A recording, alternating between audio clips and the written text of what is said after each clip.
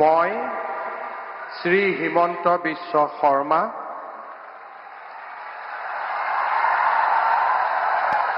ঈশ্বৰৰ নামত শপত লওঁ যে বিধিৰ দ্বাৰা স্থাপিত ভাৰতৰ সংবিধানৰ প্ৰতি মই প্ৰকৃত বিশ্বাস আৰু আনুগত্য পোষণ কৰিম।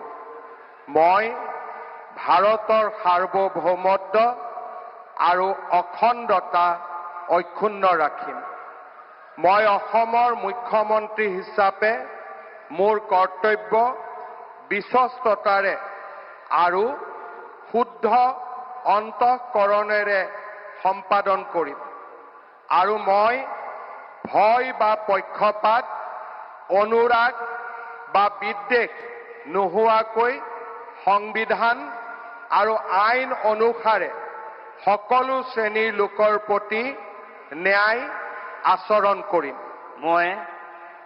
মই শ্ৰী হিমন্ত বিশ্ব শৰ্মা ঈশ্বৰৰ নামত শপত লওঁ যে মই অসমৰ মুখ্যমন্ত্ৰী হিচাপে মোৰ কৰ্তব্যৰ যথাযথ সম্পাদনৰ বাবে আৱশ্যক হোৱাৰ বাহিৰে মই এনে বিষয় যি অসমৰ মুখ্যমন্ত্ৰী হিচাপে মোৰ বিবেচনাৰ বাবে অনা হ'ব বা মোৰ জ্ঞাত হ'ব তেনে বিষয় মই কোনো ব্যক্তি বা ব্যক্তিসকলৰ ওচৰত প্ৰত্যক্ষ বা পৰোক্ষভাৱে অৱগত বা প্ৰকাশ নকৰিম।